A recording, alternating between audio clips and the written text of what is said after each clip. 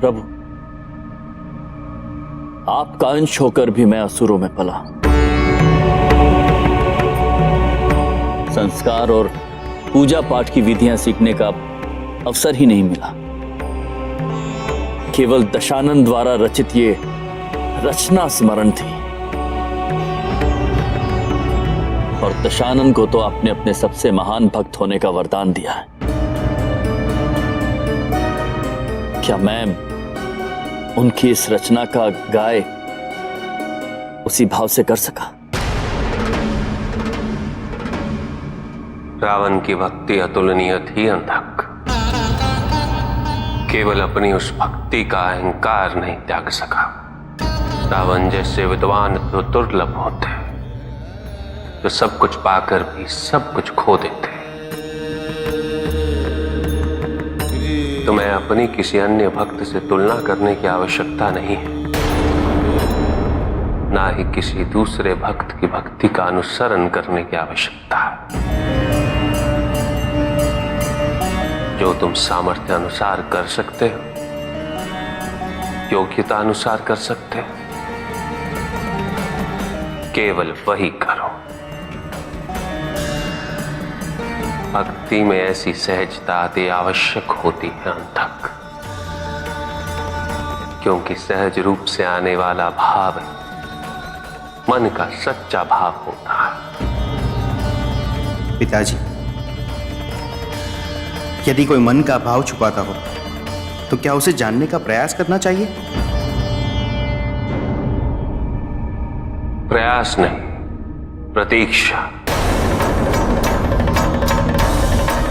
क्योंकि मन में छुपे भाव समय के साथ कभी ना कभी तो प्रत्यक्ष अवश्य होते हैं।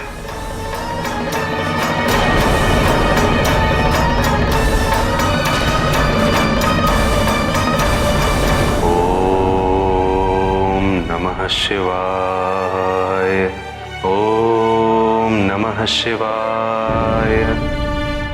समय आ गया है देवी।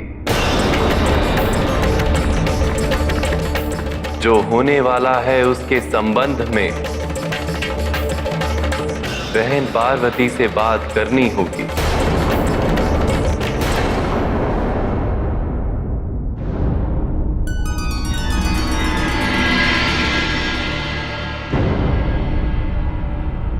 बहन पार्वती,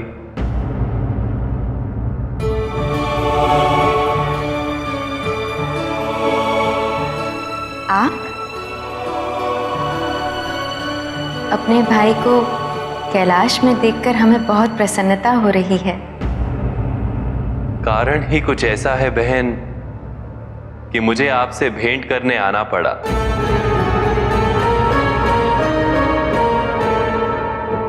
कहीं आपका संकेत शिवांश की ओर तो नहीं? नहीं बहन, आने वाले प्रलय की ओर। प्रलय? नाट्याचार्य की तपस्या पूर्ण होने वाली है बहन, और यदि महादेव उसकी तपस्या से प्रसन्न हो गए तो नाट्याचार्य अवश्य वरदान स्वरूप में महादेव से तांडव सीखने का वरदान मांगेगा। किंतु स्वामी के तांडव का प्रलय से क्या संबंध? और तांडव तो स्वामी अपनी इच्छा से निरंतर करते आए हैं। अंतर यही है बहन कि महादेव इस बार तांडव अपनी इच्छा से नहीं करेंगे। महादेव की अनिच्छा से किया जाने वाला तांडव निश्चित रूप से प्रलय की स्थिति उत्पन्न कर देगा।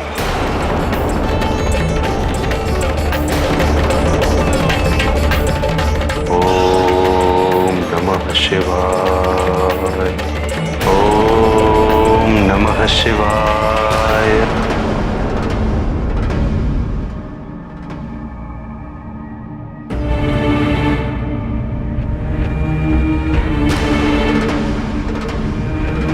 स्वामी, नाट्याचार्य आपके परम भक्तों में से एक है ना? निस्संदेह पार्वती, नाट्याचार्य ने मुझसे कभी कुछ भी नहीं मांगा। ऐसी निस्वार्थ भक्ति तो अमूल्य है। किंतु स्वामी, इस बार नाट्याचार्य की तपस्या निस्वार्थ होते हुए भी एक संकट की ओर संकेत कर रही है।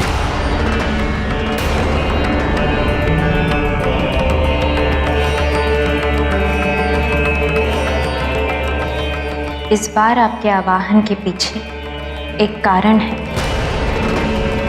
एक वरदान, एक आशीर्वाद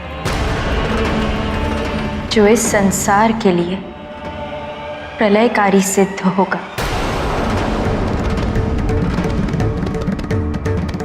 स्वामी, नाट्याचार्य आपसे तांडव सीखना चाहते हैं। आपने सदैव तांडव अपनी इच्छा से किया है, किंतु यहाँ इच्छा आपकी नहीं, नाट्याचार्य की होगी। और आपकी अनिच्छा से किया जाने वाला तांडव इस संसार के विनाश की लीला आरंभ करेगा। स्वामी, क्या ये उचित होगा? ये तो तुम्हें भी ज्ञात है पार्वती कि तपस्या पूर्ण हो जाने के पश्चात वरदान का चयन करना ये तो भक्त पे ही निर्भर करता है, चाहे उसका परिणाम कितना ही प्रलयकारी ही क्यों ना हो। भक्त को उसका मनोवांछित वरदान देने के लिए आराध्य तो बाध्य ही है। हमारी इसी बाध्यता का भक्तों ने सदैव लाभ उठाया है। हम आपको केवल इतना स्मरण कराना चाहते हैं कि यदि आपने नाट्याचार्य को वरदान दिया तो उसके दुर्गामी परिणाम होंगे। तुम्हें भी ये नहीं भूलना चाहिए पार्वती कि संसार में कुछ भी अकारण नहीं होता।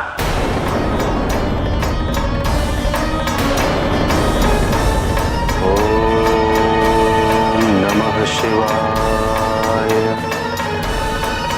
ओम नमः शिवाय। मुझे जाना होगा पार्वती। किंतु स्वामी,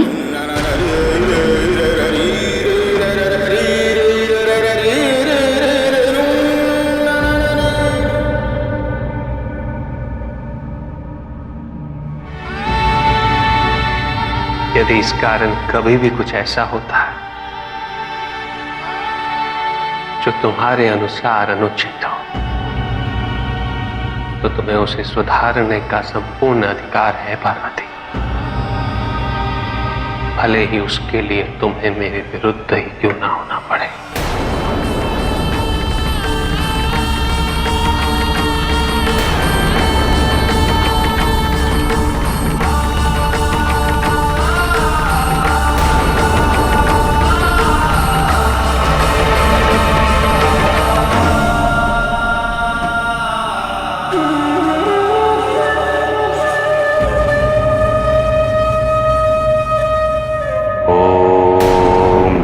शिवाय।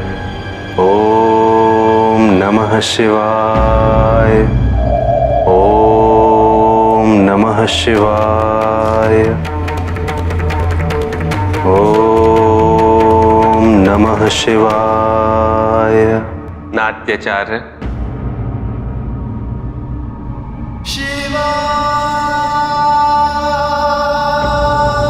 आपकी तपस्या पूर्ण हुई। मनोवांछित वरदान मांगिए।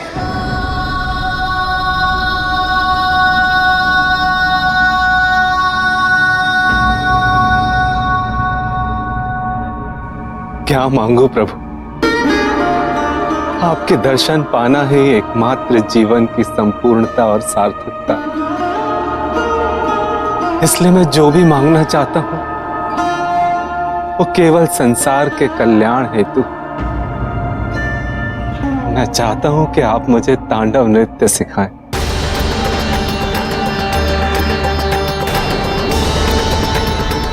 ताकि मैं संसार में इसका प्रचार कर सकूं।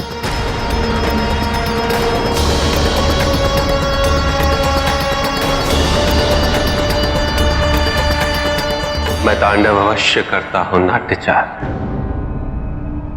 किंतु किसी के लिए उसे सीख पाना इतना सरल नहीं। इस प्रक्रिया के दुर्गामी परिणाम भी हो सकते हैं जो इस संसार के हित में नहीं। प्रभु, केवल इसी वरदान के लिए मैंने आपकी तपस्या की। यदि आप मुझे इसके योग्य नहीं समझते, तब भी आपका जो भी निर्णय होगा मुझे सहर्ष स्वीकार है। किंतु मैं ये भी जानता हूं कि आपके लिए कुछ भी असंभव कहां प्रभु। यदि आपकी इच्छा होगी तो मैं न केवल तांडव सीख पाऊंगा, अपितु उस समस्त संसार में इसका प्रसार करने में सफल रहूंगा। आपकी तपस्या पूर्ण हुई है। वरदान पाना आपका अधिकार है और वरदान देना मेरा दायित्व है।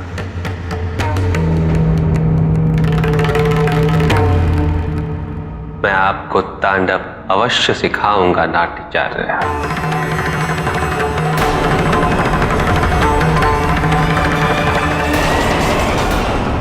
आज मेरा जीवन सफल हो गया प्रभु। स्वयं महादेव मुझे तांडव नृत्य सिखाएंगे। इससे अधिक सौभाग्य की बात किसी के लिए और क्या हो सकती। किंतु मैं आपको यह स्मरण कराना चाहता हूं नाट्याचार्य, तांडव की चरम सीमा विनाशकारी भी हो सकती है। मैं सीखना चाहता हूं प्रभु। जैसी आपकी इच्छा। स्वामी, हम जानते हैं आपने भक्त के प्रति अपने दायित्व से बाध्य होकर ये वरदान दिया है, अपनी इच्छा से नहीं। और अब आपकी अनिच्छा से किया जाने वाला तांडव संसार के विनाश का कारण बन जाएगा।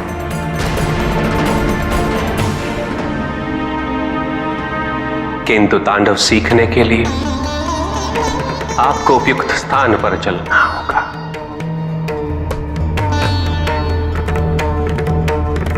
आप मेरे गुरु हैं। आप जहां भी ले जाएंगे मैं सहर्ष चलूंगा। महादेव ने विनाश का संकेत दे दिया है देवी। कैसा विनाश प्रभु? महादेव की नृत्य ऊर्जा से उत्पन्न होने वाला विनाश।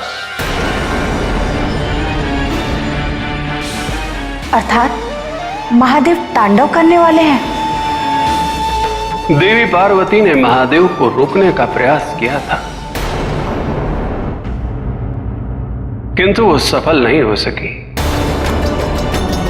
महादेव द्वारा किया जाने वाला असामयिक तांडव संसार में असंतुलन उत्पन्न करने वाला है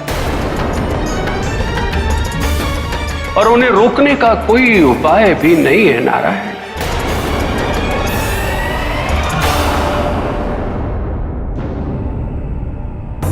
मां, आप इतनी चिंतित क्यों हैं? स्वामी नाट्याचार्य को तांडव नृत्य सिखाने वाले हैं। नाट्याचार्य ने तपस्या कर उनसे ये वरदान मांगा है जो स्वामी को अपनी इच्छा के विरुद्ध उन्हें देना पड़ा। ऐसे में जब स्वामी नाट्याचार्य को तांडव सिखाएंगे तब प्रलय का आरंभ होगा।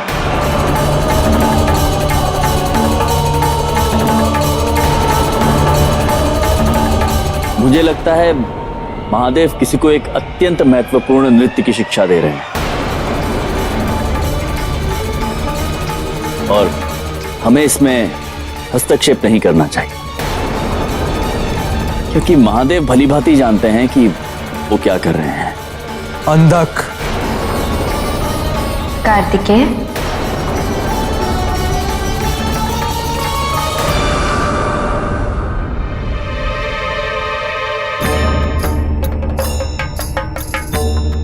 अंधक, विनाश किसी भी कारण हो वो उचित नहीं। जैसा हमने कहा, स्वामी अपनी इच्छा से नृत्य नहीं सिखा रहे, वो वरदान से बाध्य हैं। ऐसे में संसार की रक्षा करनी ही होगी। किंतु उसके लिए क्या करना चाहिए?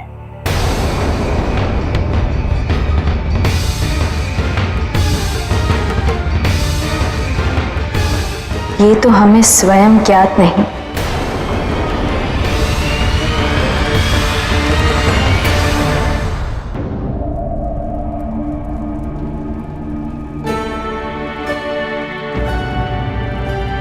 हे जगत गुरु, आज मुझे आपके शिष्य बनने का सौभाग्य प्राप्त हुआ है। जहां मुझे इस बात की प्रसन्नता है, वहीं व्याकुलता भी। हे प्रभु, मुझे आशीर्वाद दीजिए कि मैं आपके शिष्य होने के दायित्वों को पूर्णतः निभा सकूं और आपको निराश न करूं। नृत्य करते समय नृत्य केवल हमारे शरीर में ही नहीं, अभी तो शरीर के कण कण में वास करता, और नृत्य का आरंभ भी उन्हीं कणों से होता। धीरे धीरे यही नृत्य हमारे शरीर के बाहर दृष्टिगोचर होकर और उसके पश्चात वो स्वयं को प्रकृति से जोड़ लेता, और उसके पश्चात वो उसे परमात्मा से जोड़ लेता। आपको तो ज्ञात है नाट्यचार, नृत्य करते समय हमारे शरीर और हमारे चरणों से इस भूमि पर प्रहार होता और भूमि शांत होकर उसे सहती रहती, बिना कोई उल्हान आती। तांडव में पृथ्वी किसी अन्य नृत्य से अधिक आहत होती है, इसलिए नृत्य आरंभ करने से पूर्व इस भूमि को नमन करो।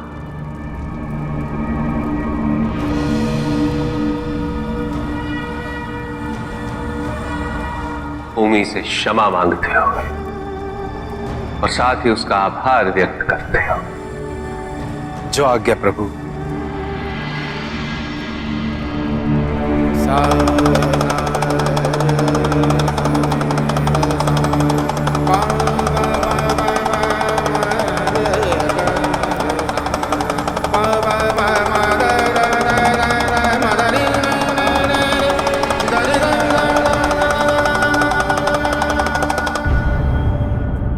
महादेव के प्रिय वाद्य डमरू की ध्वनि से जीवों में आत्मा प्रविष्ट रहती। महादेव का डमरू धरती के कण कण में क्रिया एवं गति का संचारण तथा शक्ति का विकास करता है। उनके चरणों के थाप से ही धरती उर्वरक होती।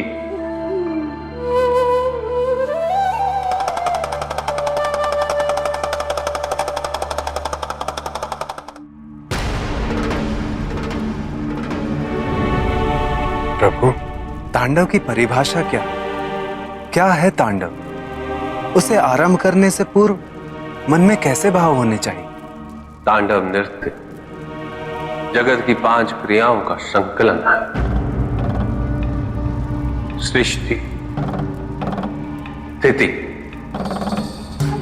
प्रलय, तिरोभाव और अनुग्रह।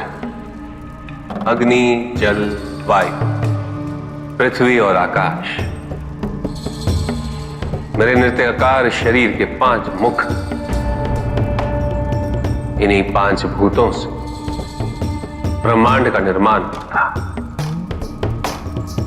पृथ्वी से सभी भूतों के शरीर बनते और उनका पालन जल से होता है, और संपूर्ण भूतों का अंत अग्नि से होता है।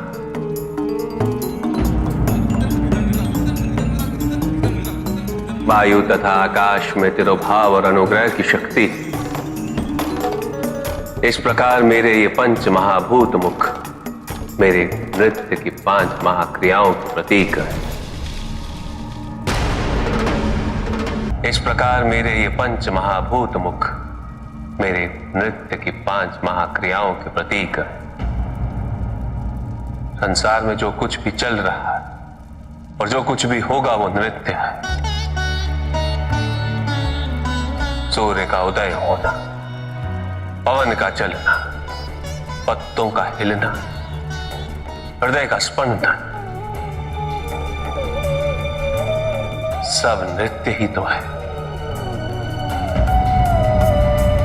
तांडव आरंभ करने से पूर्व प्रकृति के इस नृत्य को जो हमारे अंदर विद्यमान है उसे अनुभव करना पड़ता है।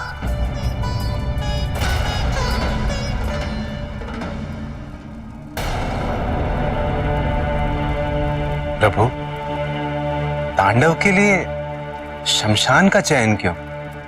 शमशान इस सत्य का प्रतीक है कि अहम का अंत ही भस्म है।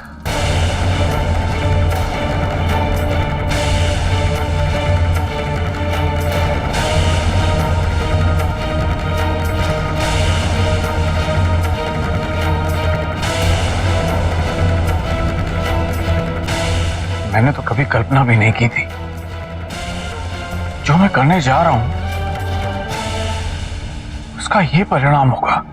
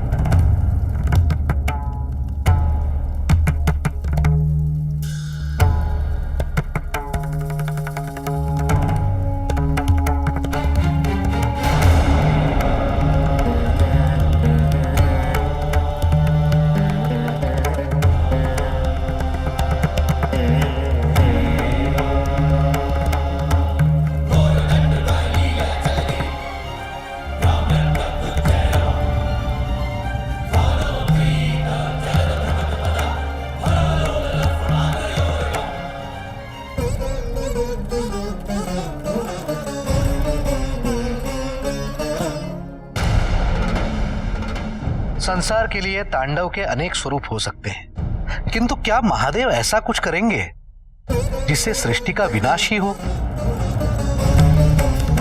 क्योंकि महादेव की कोई भी कृपा अकल्याणकारी हो ही नहीं सकती। महादेव का प्रतिपल कल्याणकारी है।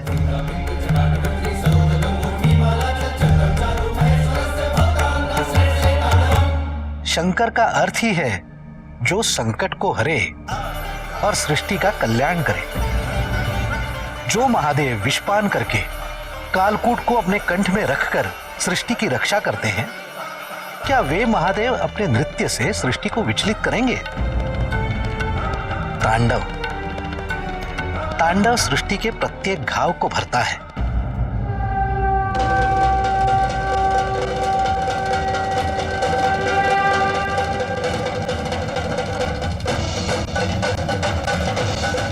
तांडव अपने प्रत्येक चरण से सृष्टि की छोटी से छोटी विद्रूपताओं को नष्ट करता है।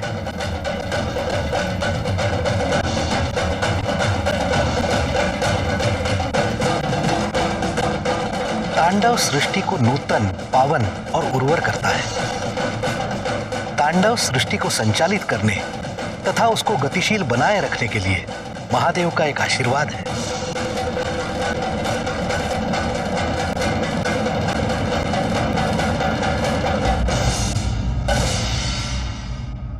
देवताओं, आपको तो ज्ञात होगा कि महादेव अपने तांडव के 5 चरणों द्वारा अर्थात सृष्टि, स्थिति, प्रलय, तिरोभाव और अनुग्रह द्वारा जगत को, प्रकृति को पुरुष के प्रभाव से सिंचित करते हैं। महादेव अपने तांडव के 5 चरणों से पंच महाभूतों को सृष्टि में सुव्यवस्थित करते हैं और इसीलिए तांडव अपने किसी भी स्वरूप में आनंद तांडव ही होकर सृष्टि के लिए सुलभ होता है। वे दृष्टिहीन हैं, जो सृष्टि में प्रतिपल चल रहे महादेव के इस तांडव को देख नहीं पाते? क्या पृथ्वी की गतिशीलता में महादेव का तांडव नहीं है? क्या अग्नि की दाहकता, उसकी प्रचंडता में महादेव का तांडव नहीं है?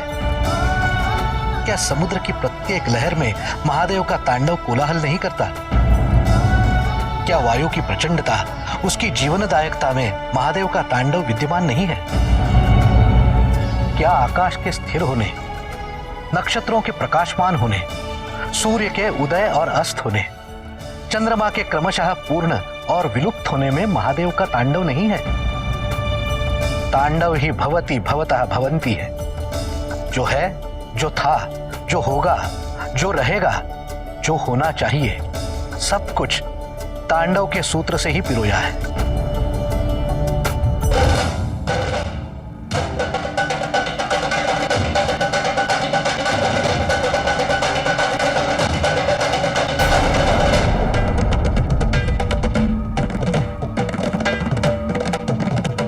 तांडव, तांडव तो महादेव की उग्र कविता है, जिसका भावार्थ व्यक्ति अपना विवेक, अपने ज्ञान की अवस्था और अपनी संवेदना के स्तर पर करता है। नाट्याचार्य पहले मनुष्य हैं जिन्हें तांडव की विद्या प्राप्त हो रही है।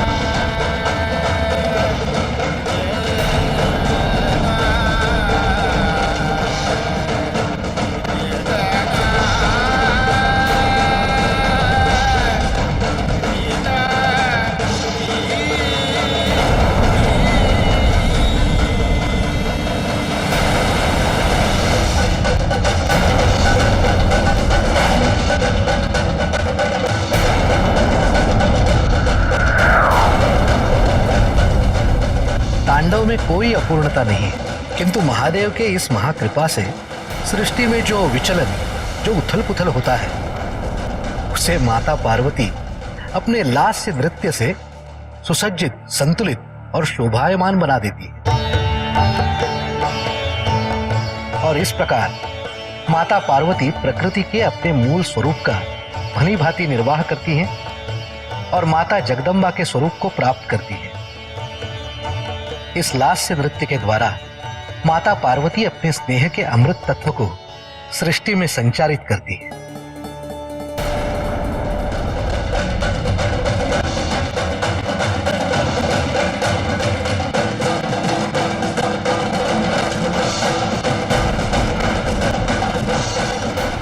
बहन,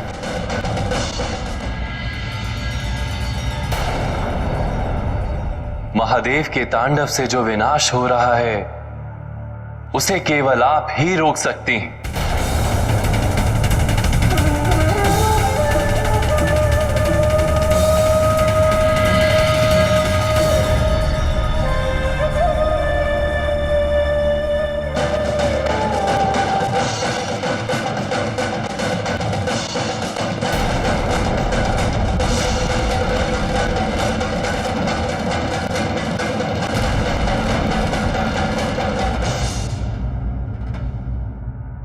हे मां आदिशक्ति,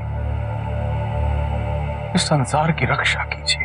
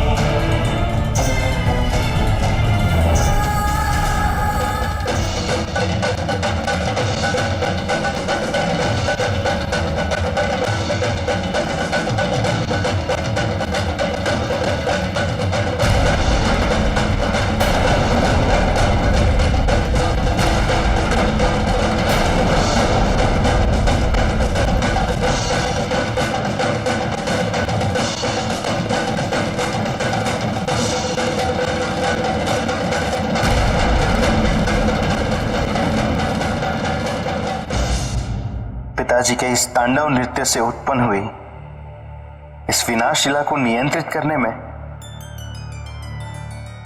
मां अवश्य सफल होगी।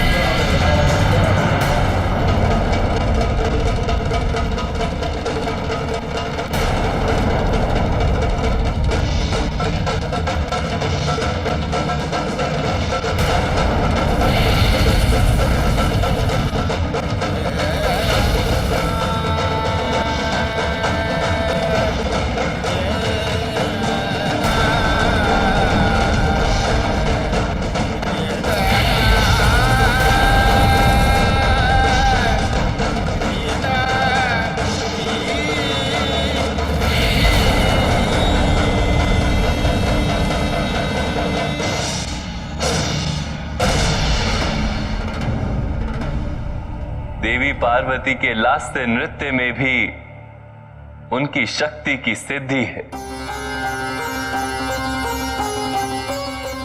और इस नृत्य में देवी पार्वती से अनुपम और कोई नहीं।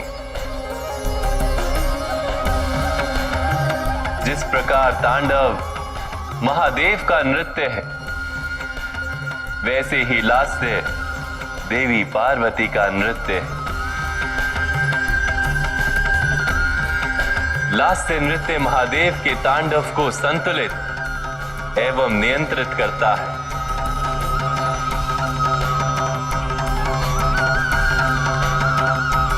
जैसे देवी पार्वती केवल जगदम्बा स्वरूप में महादेव के उत्ताप से समग्र सृष्टि का संरक्षण करती, उसी प्रकार आवश्यकता पड़ने पर तांडव के उत्ताप को भी देवी पार्वती का लास्य नृत्य ही नियंत्रित कर सकता है।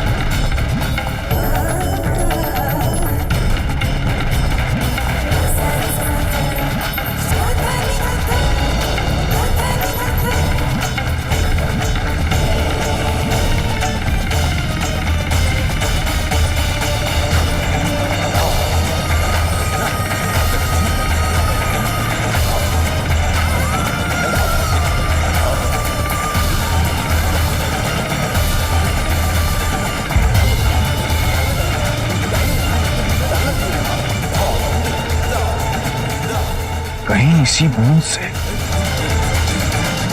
शिवांश का जन्म तो नहीं?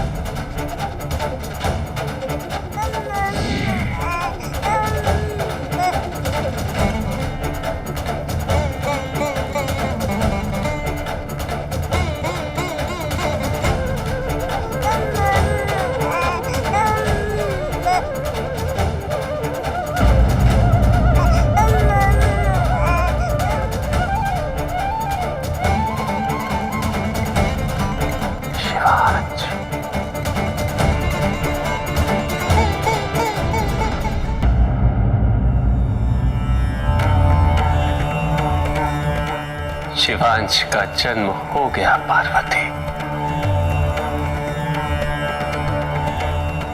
ये मेरे रक्त वर्ण और श्वेत रत्न से उत्पन्न हुआ है। सृष्टि और पृथ्वी के माथे मेरे द्वारा लगाए हुए लाल चंदन जैसा मेरा ये अंश इस संसार में लोहितांग के नाम से जाना जाएगा।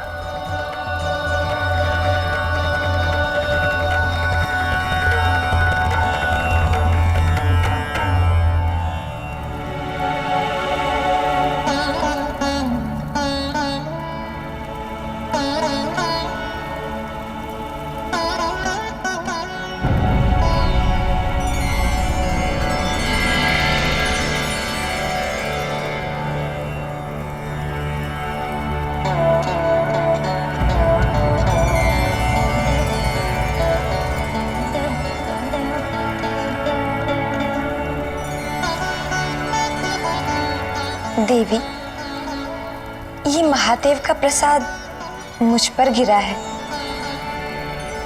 इसे उठाने का अधिकार भी मुझे ही मिलना चाहिए ना?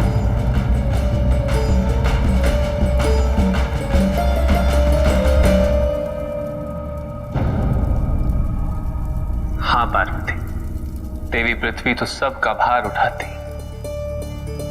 मेरे नृत्यों के आघात भी सहन करती। इस शिवांश पर पृथ्वी देवी का ही अधिकार है। प्रभु, मैं धन्य हो गई। आपने मुझ पर बहुत बड़ा उपकार किया है प्रभु।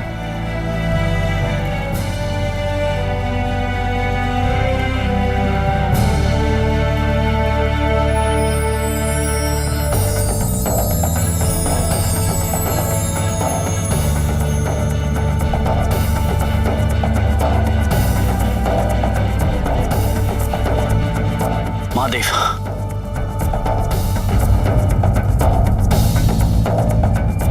क्षमा कीजिए महादेव, किंतु ये शिवांश मुझे चाहिए।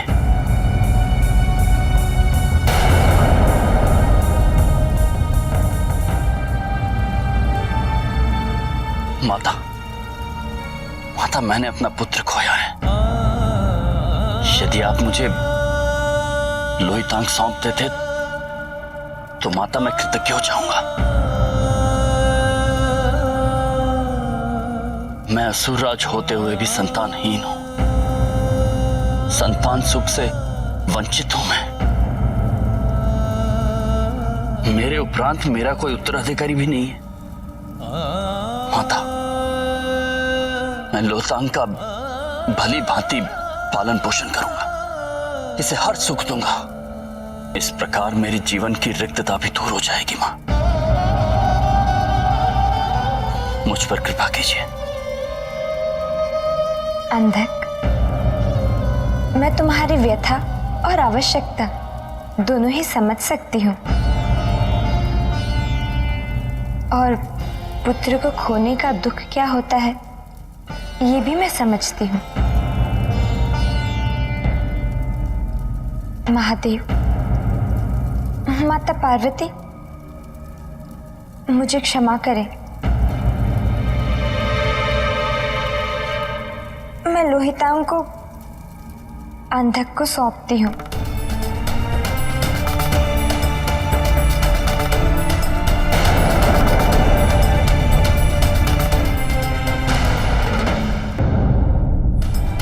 मैं आपके निर्णय से सहमत हूं देवी पृथ्वी।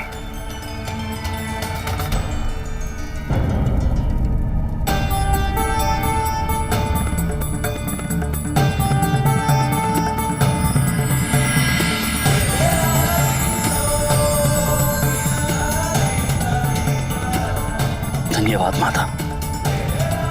मैं आपके इस उपकार हेतु आजीवन कृतज्ञ रहूंगा।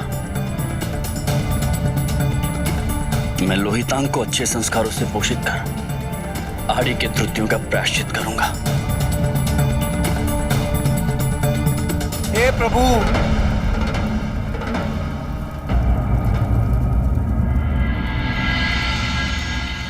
प्रभु ऐसा अनर्थ मत कीजिए प्रभु। ये शिवांश मुझे दे दीजिए प्रभु। इस समस्त घटनाक्रम का आरंभ मेरे कारण हुआ, जिसके परिणाम स्वरूप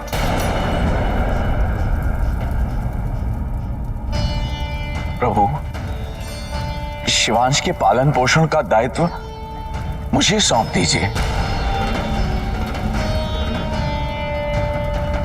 मुझे भय है कि कहीं असुरों के बीच में रह के इसकी प्रवृत्ति भी वैसी ही ना हो जाए।